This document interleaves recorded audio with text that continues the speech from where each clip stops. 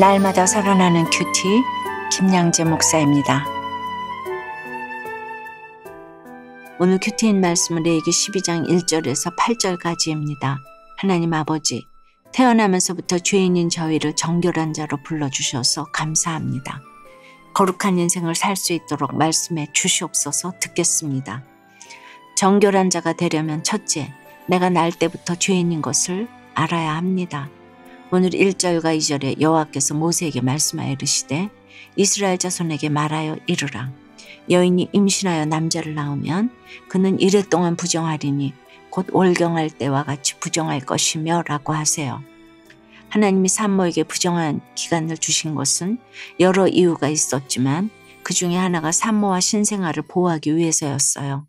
출산 후 외부인들의 출입을 금함으로 산모와 신생아가 질병에 노출되는 것을 막을 수 있었기 때문입니다. 그런데 성경이 여인의 출산을 하나님의 축복으로 언급하면서도 동시에 해산한 여인을 부정하게 여긴 이유가 무엇일까요? 창세기 3장 16절에 따르면 출산이 아담과 하와의 범죄로 인해 여인이 받게 된 형벌이기 때문입니다. 그렇습니다. 인간은 죄를 지어서 죄인이 아니라 태어나면서부터 이미 죄에 오염된 부정한 자입니다. 그래서 다윗도 시편 51편에서 내가 죄악 중에서 출생하였으며 어머니가 죄 중에서 나를 잉태하였나이다라고 고백한 것이지요. 3절에 보면 남자아이가 태어나면 8째 되는 날에 그 아이의 포피를 베는 할례를 시행하라고 하세요. 할례는 하나님의 백성된 표로 여기에는 죄악된 자아를 죽이고 하나님의 자녀로 거듭난다는 의미가 있습니다. 태어난 지 겨우 8일 된 아이가 스스로 죄를 지었을 리는 없잖아요. 그런데도 할례를 행하라고 하신 것은 모든 사람이 나면서부터 죄인임을 보여주시는 것이지요. 우리도 그렇습니다. 예수 그리스도의 구속을 믿음으로 마음의 할례를 받아 죄를 제거해야 해요. 그래야만 하나님의 백성이 되어 영원한 하나님 나라에 들어갈 자격을 얻을 수 있습니다. 적용 질문입니다. 죄를 지어서 죄인이 아니라 태어나면서부터 내가 죄인이기에 죄를 지을 수밖에 없다는 사실이 인정되시나요? 내가 마음의 할례를 받고 제거해야 할 죄는 무엇입니까? 정결한 자가 되려면 둘째, 겸손히 회개해야 합니다. 출산 자체는 참 복된 일이지요. 그러나 앞서 이야기했듯이 출산은 형벌의 결과이기도 합니다. 그래서 출산 자체가 선이 되려면 하나님의 말씀대로 주님 앞에 나아가야 해요. 2절부터 5절에 보면 출산한 여인은 그 아이가 남자면 7일 동안 부정하고 33일을 지내야 했어요. 그 여자면 14일 동안 부정하고 66일을 지내야 했지요. 그런데 이런 규례는 하나님이 남녀를 차별해서 주신 게 아니었어요. 대부분 학자들은 에덴 동산에서 하와가 먼저 유혹을 받아 죄를 범했기 때문에 하나님이 여자 아기의 부정 기간을 더 길게 정하셨다고 생각합니다. 남자든 여자든 죄를 회개하면 누구든 용서받습니다. 그러나 하나님은 죄를 미워하시기 때문에 사함받은 죄라도 반드시 죄에 대해 책임을 물으세요. 다윗도 그랬지요. 그는 밧세바와 간음하고 그 죄를 감추고자 그녀의 남편 우리아까지 죽였습니다.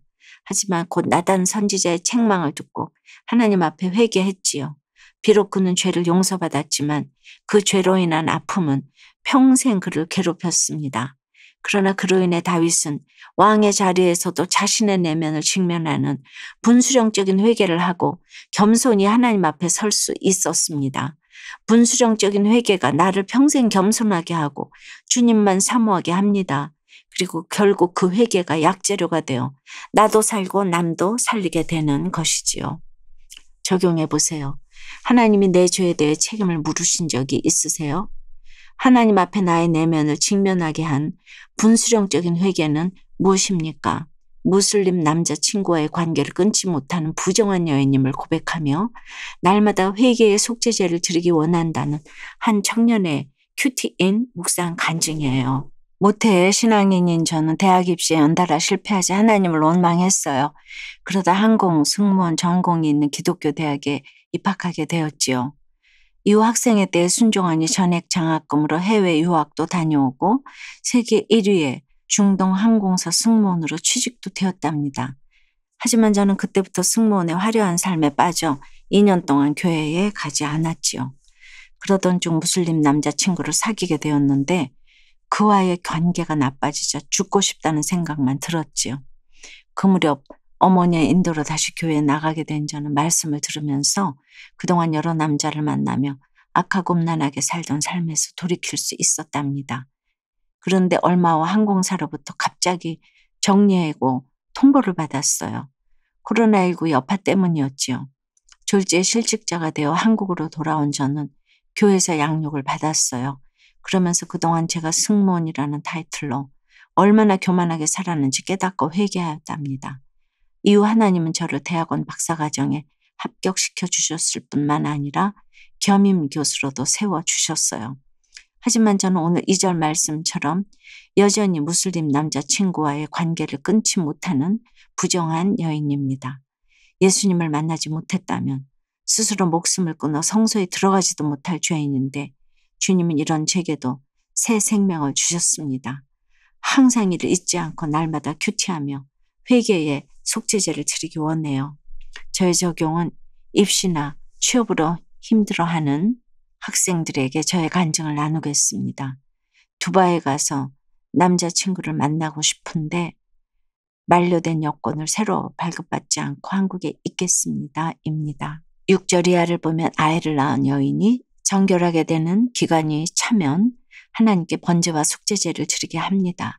일반적으로 속죄제 다음에 번제를 드리는데 산모의 정결 규례에서는 왜 순서를 바꾼 걸까요? 산모의 속죄제의 경우 죄를 용서받는다는 의미가 약했지요. 무엇보다 산모가 값비싼 제물로 번제를 먼저 드리게 하신 것은 어미가 하나님께 헌신된 마음으로 아이를 바르게 양육해야 함을 강조하기 위함이었어요. 그렇습니다. 부모는 아이를 하나님의 자녀로 키우는 중대한 사명을 맡은 자입니다. 그래서 그 사명을 감당하려면 부모가 먼저 하나님께 온전히 헌신해야 해요. 하나님의 말씀이 아닌 자기 생각대로 아이를 키우다 보면 아이가 하나님 앞에서 바르게 자랄 수 없지요. 근본적으로 인간이 죄인이기 때문입니다. 그러니까 아이를 말씀대로 양육하는 것은 선택이 아니라 필수입니다.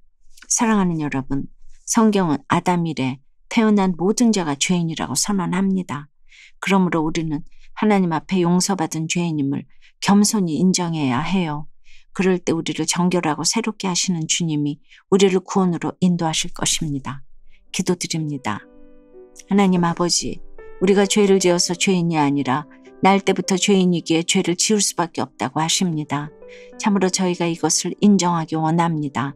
비록 불순종에 대한 형벌로 여인에게 출산의 고통을 허락하셨지만 이를 통해 생명을 허락하시고 구원의 길을 열어주셔서 감사합니다.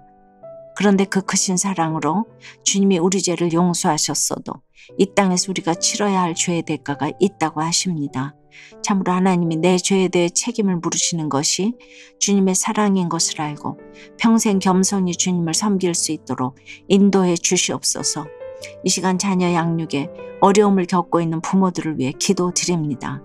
자신의 생각이 아니라 하나님의 말씀으로 자녀를 양육할 수 있도록 도와주시옵소서. 날마다 말씀으로 깨어서 자녀에게 먼저 회개의 본을 보이며 가는 부모가 다 될 수 있도록 주여 역사하여 주시옵소서. 예수 그리스도 이름으로 기도드리옵나이다. 아멘. 지금까지 우리들 교회 김양재 목사님이었습니다. 큐티에 도움받기 원하시는 분들은 QTM 홈페이지 qtm.or.kr 또는 유튜브에서 QTM을 검색하시면 도움받을 수 있습니다. 자세한 문의사항은 지역번호 031-705-5360번으로 문의하시기 바랍니다.